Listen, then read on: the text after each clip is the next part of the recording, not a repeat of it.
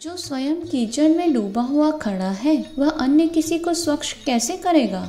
यदि हमने अपने को नहीं बदला और दूसरों को उपदेश देने का पांडित्य दिखाना जारी रखा तो यह एक उपहास्यास्पद विडंबना होगी। अपनी गतिविधियां सुधारें और संसार हित में नियोजित करें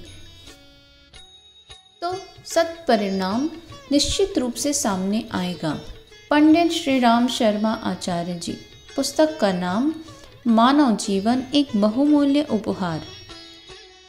हमें सुर दुर्लभ मनुष्य जीवन मिला है, पर इसके द्वारा हम अपना एवं दूसरों का क्या कोई हित कर पा रहे हैं, या रोज एक नई कामना मन में लेकर उस पर अपना जीवन न्यौछावर कर रहे हैं। क्या इन कामनाओं का कोई अंत है? क्या यह जीवन हमें इसलिए मिला है या इसका कोई बड़ा प्रयोजन है? यदि हम इन बातों पर विचार करें तो एक बात तो समझ में आती है कि कामनाओं का कोई अंत नहीं। यह तृष्णा है जो आग में घी का काम करती है और सदैव बढ़ती ही जाती है।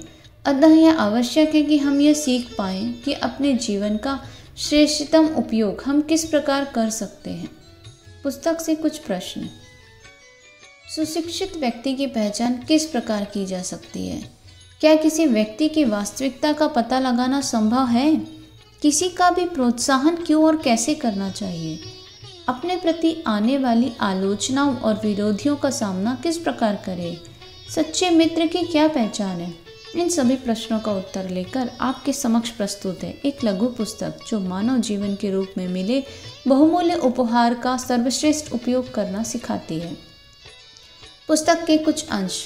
व्यक्तित्व के चिंतन, चरित्र और व्यवहार में जितनी उत्कृष्टता और प्रामाणिकता होती है उसी अनुपात से अन्यायों की अंतरात्मा तक गहरी छाप पड़ती है। इसी आधार पर प्राप्त हुई सफलता अभिनंदनीय और अनुकरणीय बनती है।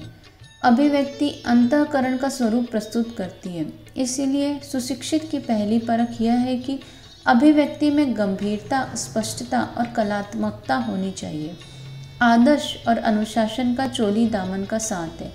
जिनके जीवन में आदर्श नहीं होता वही अनुशासनहीन और अराजकतावादी होते हैं। सुशिक्षित में आदर्श का स्थान एक अनिवार्य आवश्यकता है, क्योंकि उसी पर समाज की व्यवस्था और शांति टिकी हुई होती है। प्रशंसा करने का, प्रोत्साहित करने का अवसर जब भी मिले उसे व्यक्त करने से न चूका जाए। इससे प्रशंसक की भी प्रतिष्ठा बढ़ती है। इसके अतिरिक्त इसी के बल पर अग्रिम मार्गदर्शक एवं दोष निवारण भी बन पड़ता है। मनुष्य का जैसा दृष्टिकोण होता है उसे यह विश्व वैसा ही दिखने लगता है। गुण ग्राहक व्यक्ति सभी जगह से गुण खोजकर उनका उपयोग कर लेना जानता है। जीवन पथ के साहसी पथिक के मार्ग में बहुत बाधाएं आती हैं। सुधारवादी को तरह तरह की आलोचनाओं का शिकार होना पड़ता है। जिनका संकल्प दृढ़ है वे आलोचनाओं की परवाह नहीं करते और अपने पथ पर आगे बढ़ते जाते हैं, किंतु कमजोर मन वाले आलोचनाओं से हार खाकर घुटने टेक देते हैं। पुस्तक के कुछ बिंदु। जीवन जीने की कुशलता, व्यवहार की शिष्टता प्रत्यक्ष फलदायी, प्रशंसा की सृजनात्मक शक्ति, आलोचनाओं से डरिए मत, संतुलित दृष्टिकोण ही सफलता का राजमार्ग।